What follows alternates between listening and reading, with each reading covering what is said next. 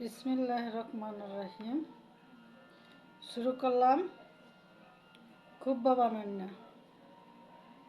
দর্শক, আপনারা আমার সাথে থাকুন, দেখুন কেমনে বানায়। ফার্স্টে নিয়েছি গমের খুদ, তারপরে নিয়েছি অনেক ধরনের মশলা। দেখুন, এই যে একটা দলা করছি, গরম পানি গরম পানি দিছি, তারপরে এর ভিতরে আলু দিছি, দিয়া তারপরে গরম পানি দিয়ে আধা ঘন্টা রাখছি। রাখার পরে সুজিটা, গমের খুঁটটা একটু নরম হয়েছে, তারপরে আলু সেদ্ধ দিছি, দিয়ে তারপরে মথছি। মতার পরে মাখার পরে তারপরে এই যে দল্লা করছি আটার মতন মাখছি, মাইকে দল্লা করছি। তারপরে এগুলো বানাইছি। এখন বানামো খুব্বা। আপনারা আমার সাথে থাকুন কিভাবে বানাই, ঠিক আছে? দেখতে থাকুন। এই যে গোলাটা করছি, এই যে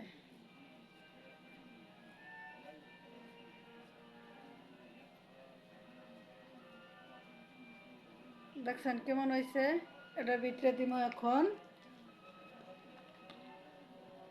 এই যে মশলাগুলা। এটার ভিতরে মাংস আছে, পেঁয়াজ মুই সকল কিছু দিয়ে তারপরে করছি একটা ইয়ের মতন, বাজির মতন করছি। এটা ওখানে ভিতরে দিব। এই দেখুন কেমনে বানাই, কত সুন্দর করে বানাইতেছি। আপনারা দেখুন, শিক্ষা রাখুন, খেয়াল করুন, ঠিক আছে? যেমন এই জিনিসটা না ফাটলে কিন্তু এটা তেলে ভাজন যাইব না। ফাটলে এটা তেলে ভাজন যাইব না, নষ্ট হয়ে যাইব ফাইটটা। এই বাজিগুলা, এই যে মাংসের বাজিগুলো আছে না, ওগুলা বাইরে হয়ে যাইব গা, ঠিক আছে? ফাইটটা গেলে একটুখানি পানি লাহানি দিয়ে ঠিক করে লইতে হবে।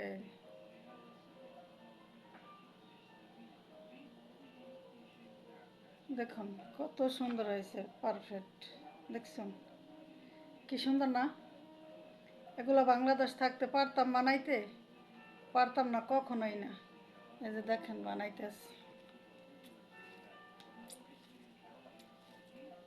আটাটা মরতে হইব ভালো করে। তারপরে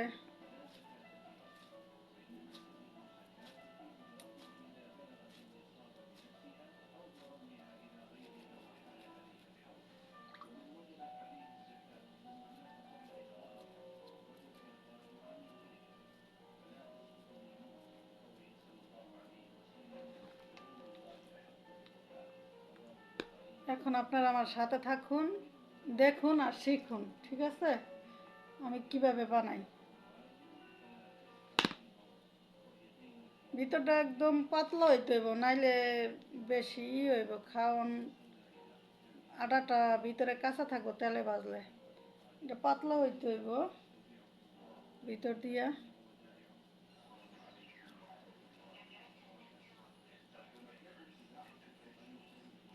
দুই হাত ছাড়া এটা বানান যাইব না।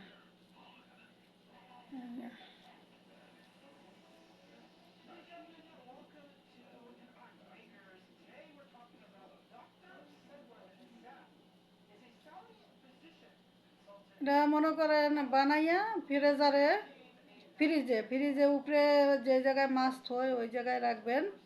রাখলে শুকাই থাকলে জিনিসটা অনেক শক্ত হয়ে যাব।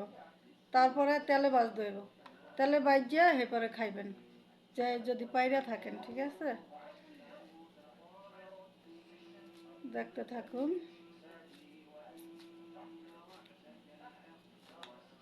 আটাটা একটু ভালো করে মিপিস করতে হইব। এটা কিন্তু আটা না, এটা কিন্তু গমের খুদ। খুদ দেওয়ার পরে মনে করেন 3 কাপ খুদ দিছি। খুদ দেওয়ার পরে গমের, এরপরে গরম পানি দিছি।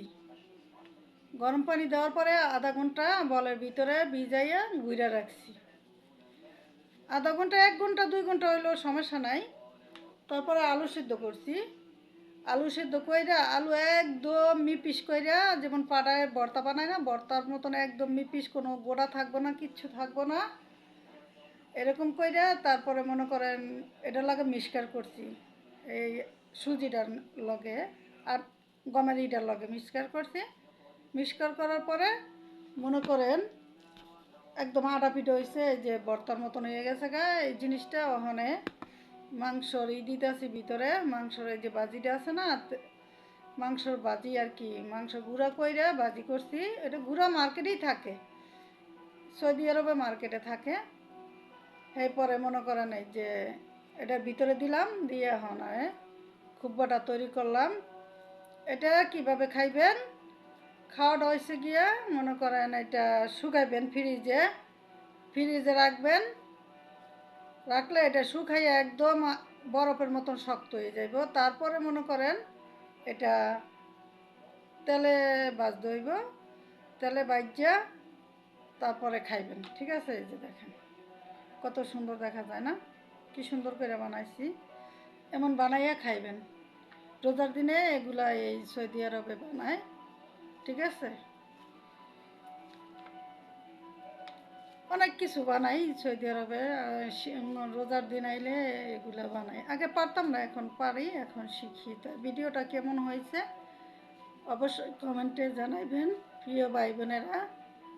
ঠিক আছে, পরের কালে আবার কেমন হইলো খুব্বাগিলি বানাই না আপনাদের আমি দেখাবো। ঠিক আছে।